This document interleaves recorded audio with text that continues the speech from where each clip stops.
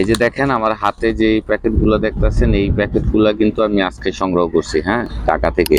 তো আমি দেখতেছেন এটা হচ্ছে কোকোপিট। হ্যাঁ, আসসালামু আলাইকুম ভিউয়ার্স।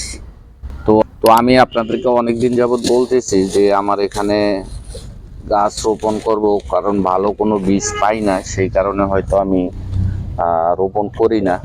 কিন্তু তো আজকে আমি আপনাদেরকে দেখাবো যে আমি ঢাকা থেকে আজকে কিছু বীজ এবং কোকোপিট এগুলা নিয়ে আসছি। তো আমি আপনাদেরকে দেখাবো যে এই সিজনে আমি কোন ধরনের গাছ রোপণ করি, কারণ এই উন্নত জাতের বীজ সংগ্রহ করার জন্যই কিন্তু আমার অনেক দেরি হয়েছে। হ্যাঁ, তো এই যে দেখেন আমার হাতে যে প্যাকেটগুলো দেখতেছেন, এই প্যাকেটগুলো কিন্তু আমি আজকে সংগ্রহ করছি, হ্যাঁ, ঢাকা থেকে।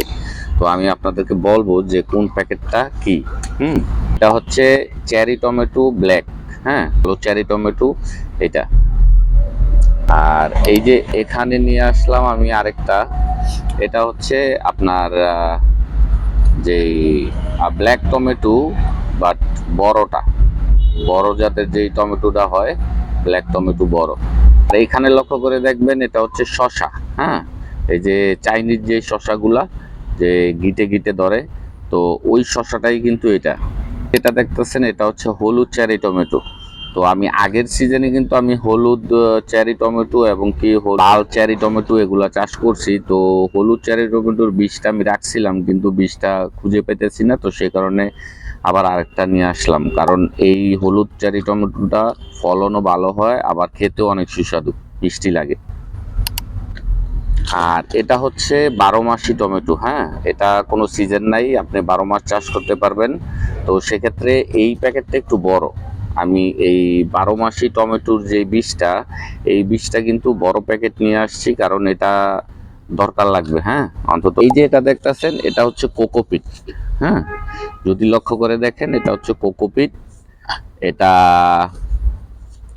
1 কিলোর একটা প্যাকেট, আমার কাছে 120 টাকার মতো দাম নিছে। তো এটা এমনিতে দেখতে ছোট মনে হলেও কিন্তু যখন আপনি এটা খুলবেন, মানে পানিতে ভিজাইবেন, তখন দেখবেন যে এটা অনেক অনেকগুলো হয়ে গেছে। হ্যাঁ, তো এই এই কোকোপিটের প্যাকেট 1 কেজির একটা প্যাকেট নিয়ে আসছি। এবং এই যে এটা হচ্ছে বার্মি কম্পোস্ট। হ্যাঁ, যখন আপনি এই বীজগুলা রোপণ করবেন, এই বীজগুলা রোপণ করার ক্ষেত্রে কিন্তু আপনাকে বার্মি কম্পোস্টটা প্রয়োজন পড়বে। হ্যাঁ, যেহেতু আপনি অ্যাকুয়াপনিক্সে রোপণ করতেছেন, তো এমনিতেই বার্মি কম্পোস্টের দরকার পড়ে। তো সেই কারণে আমি 2 প্যাকেট বার্মি কম্পোস্ট নিয়েছি।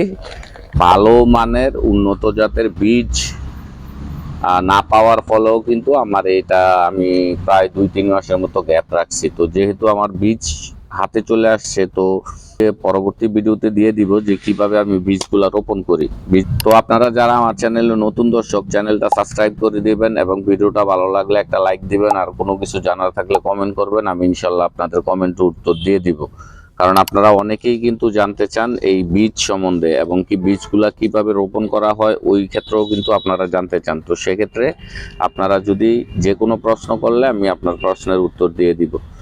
তো আজকের মতো বিদায় নিব, আপনারা সবাই ভালো থাকবেন। আসসালামু আলাইকুম।